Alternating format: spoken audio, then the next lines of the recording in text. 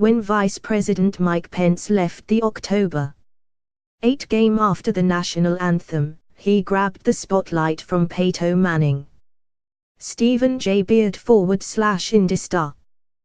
Papa John's founder John Scatter, right, spoke out against the NFL for not getting a grip on players' protest during the national anthem.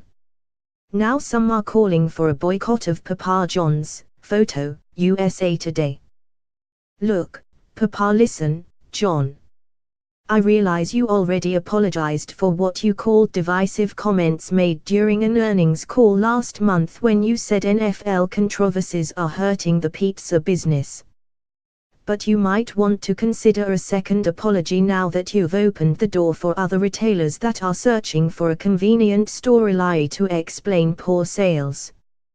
Gisco Incorporated, the parent of Zeosville-based Lids, is the latest company to point toward a link between the NFL's beleaguered reputation and reduced demand for its product. Lids mostly sells team-branded hats and other sports apparel. Same-store sales for Lids fell by 6% in the third quarter compared to the previous year. Gisco CEO Robert Dennis has some thoughts on why Lids sales are down, and they sound similar to Papa John's founder John Scatter's recent lament that players' national anthem protests were nipped in the bud a year and a half ago. Briggs, why more NIMBism might be good for neighborhoods. Briggs, Greg is still out of business. This company is trying to convince you it's back. Briggs, no, the Ideopolis Museum of Art is not trying to exclude you.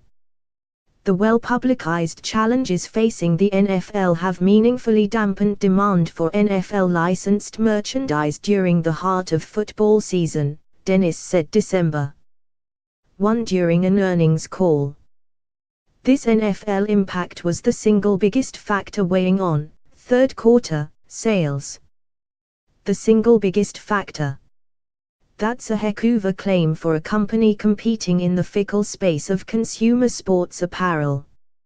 A spokeswoman for the company did not respond to an interview request.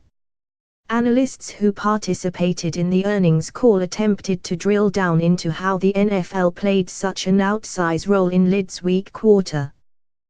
Dennis explained that NFL merchandise accounts for 10% to 15% of Lids' annual revenue, but it is heavily weighted to the fourth quarter. Yet, Dennis attributed Lids' third quarter performance to the league's problems. The fourth quarter results won't be reported until next year. I'd say that it strains credulity to blame the NFL for a bad sales quarter, but that's too nice.